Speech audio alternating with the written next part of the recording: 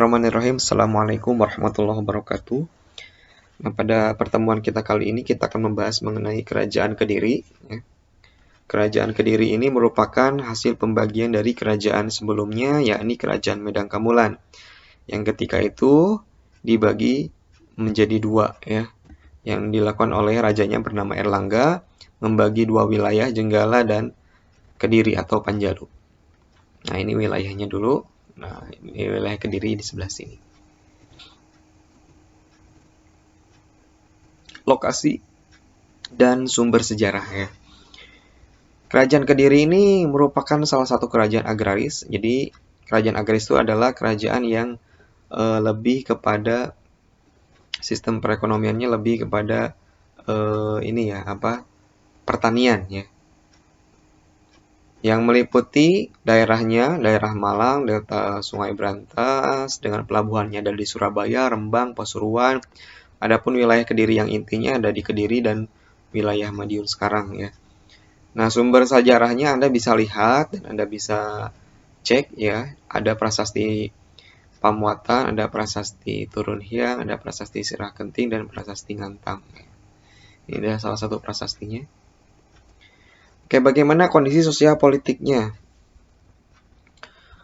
Raja pertamanya bernama Sri Samarawijaya. Ini merupakan anaknya dari Erlangga. Ya. Pengganti Sri Samarawijaya itu nanti ada Sri Jayawarsa dan Sri Bameswara. Nah, cuman untuk kedua nama ini ya sangat sedikit ya mengenai bagaimana mereka berkuasa karena kekurangan sumber sejarah ya.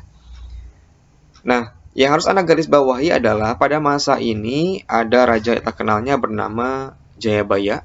Ya. Dia adalah raja Kediri yang terkenal dengan ramalan-ramalannya, dikenal juga sebagai sastrawan. Kenapa ini Raja Jayabaya ini menjadi salah satu raja yang terkenal? Karena dia ini juga pada masanya Kediri ini tidak hanya berkembang sebagai negara agraris, ya. Jadi pada masa dialah kerajaan Kediri ini berhasil berkembang juga menjadi kerajaan maritim. Nah, mengenai ramalan-ramalan Jayabaya ini, ada satu ramalan yang terkenal, yakni bernama ramalan Jayabaya atau dibukukan dalam judul bernama Jangka Jayabaya. Mungkin Anda agak teringat sesuatu mengenai ramalan Jayabaya. Nanti kita akan bahas khusus mungkin ya di pertanyaan gitu ya mengenai hal ini ya, Jayabaya ini. Nah, sesudah Jayabaya ada raja juga yang cukup terkenal bernama Kameswara. Nah, kenapa raja ini terkenal juga? Karena pada masa tersebut atau pada masa raja tersebut juga terjadi perkembangan sastra yang sangat pesat. Nah, namun tidak berlangsung lama, nanti akan digantikan kemudian oleh rajanya bernama Kertajaya. Nah, ini kalau misalnya Anda lihat di sebelah kanan, ini adalah salah satu buku ya, atau kitab bernama Bharatayuda. Ya. Nah, kitab ini bukan kitab asli dari Kediri ya, hanya memang isinya asli dari Kediri. Nah, kitab Bharatayuda ini adalah kitab yang sebenarnya dalam Hindu itu sudah terkenal ya, sudah ada juga dalam Hindu itu kisah Bharatayuda, yaitu perang saudara antara Pandawa dan Kurawa ya. Cuman pada masa inilah diubah isinya menjadi perang antara kerajaan Kediri dan Jenggala yang akhirnya nanti dimenangkan oleh kerajaan Kediri. Nah, pada masa siapa ini ditulis? Pada masa Jayabaya ya, untuk menunjukkan bahwa pada masa tersebutlah kerajaan Kediri menjadi satu-satunya kerajaan di Jawa Timur karena telah memenangkan perang saudara dengan kerajaan Jenggala. Nah, ini kitab Bharatayuda ya.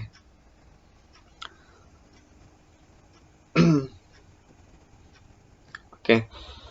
Nah, di sini saya sebutkan Kertajaya ini di masa akhir. Kenapa? Karena memang Raja Kediri ini atau Raja Kertajaya ini ya adalah raja terakhir dari kerajaan Kediri.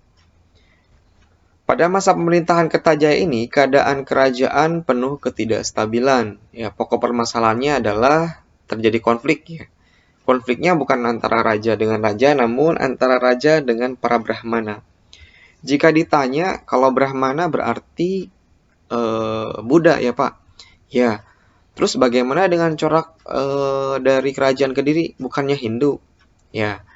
Gini ya, jadi meskipun kerajaan ini coraknya lebih kepada Hindu, nah namun kita perlu mengetahui bahwa pada masa kerajaan Mataram, Medang, terus kerajaan Kediri, itu mempunyai dua dua agama di dalamnya. Ya. Bahkan nanti akan ada percampuran antara dua agama tersebut, yaitu Hindu dan Buddha. Nah, para Brahmana ini banyak berselisih dengan raja. Ya, Brahmana sebagai salah satu tokoh yang paling istilahnya penting ya di dalam kerajaan karena dia yang mengetahui berbagai macam hal mengenai agama Buddha ya. Bahkan bisa dijadikan sebagai penasehat. Nah, apa perselisihan Kertajaya dan dengan para Brahmana ini? Nah, mereka banyak yang kewenangan dari Brahmana ini banyak yang dibatasi. Nah, yang biasanya pada masa sebelumnya Brahmana ini mempunyai yang namanya juga Brahmana ya.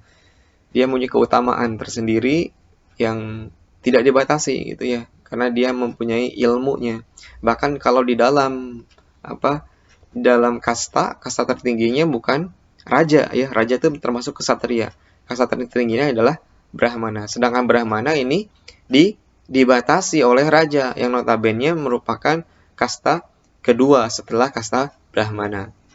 Nah, ini yang pertama ya, perselisihan. Lalu Raja Kertajaya juga, dia ingin disembah oleh para pendeta Hindu dan Buddha ya, dan kaum Brahmana. Ini bagaimana jadinya nih? Kaum Brahmana harus menyembah kasta kedua, yaitu raja gitu kan ya. Nah, sehingga terjadilah perselisihan. Bahkan Raja Kerta juga ingin disembah oleh pendeta Hindu ya. Nah, tentu saja keinginan ini pasti ditolak oleh Brahmana sehingga membuat Kertajaya ini murka. Nah, lalu para Brahmana ini kemudian meminta bantuan kepada sosok bernama Ken Arok. Nah, Ken Arok ini merupakan Akuwu Tumapel. Akuwu Tumapel itu apa, Pak? Jadi Akuwu itu bupati ya. Tumapel itu salah satu wilayah yang berada di wilayah Kediri. Ada namanya Tumapel. Jadi Ken Arok ini sebenarnya adalah bupati dari Tumapel yang merupakan wilayah dari Kediri ya. Nah, Ken Arok menyatakan bahwa Tumapel ini kerajaan yang merdeka ketika itu dan tidak berada di bawah kekuasaan Kediri. Nah, yang terjadi apa? Yang terjadi adalah Raja Kertajaya akhirnya menyatakan perang terhadap Tumapel karena memberontak. Dia mendirikan kerajaan di atas kerajaan ya. Nah, si Ken Arok ini bersekutu dengan para Brahmana yang akhirnya Kediri ini justru kalah oleh Tumapel ya. Dan Raja Kertajaya ini bahkan tewas dalam peperangan di Desa Ganter tahun 1222 ini ya. Perlu diketahui Ken Arok ini juga ya, sebelum menjabat sebagai Akuwu Tumapel sebenarnya dia ini adalah rakyat biasa yang akhirnya membunuh Akuwu Tumapel sebelumnya bernama Tunggul Ametung ya. Seperti ini. Yang akhirnya nanti kerajaan Kediri ini berakhir karena kekalahannya Kertajaya. Nah, Ken Arok lah yang nanti menjadi raja selanjutnya namun memindahkan kekuasaan kerajaan tersebut ke Tumapel ya. Dan kerajaan ini nanti akan dikenal dengan kerajaan setelahnya yaitu bernama Kerajaan Singasari ya. Nah, ini adalah salah satu arca ya. Arca Wisnu ya pada masa kerajaan Kediri. Oke, nah ini peta kerajaan Kediri ya. Anda bisa lihat nih, ini adalah Tumapel. Nanti akan menjadi wilayah penting atau ibu kota dari wilayah Singasari. Ya, ini dalam penyatuannya nanti ini di Jawa Timur semuanya akan menjadi kerajaan Kediri. Ini Panjalu dan Jenggala juga termasuk kerajaan Kediri.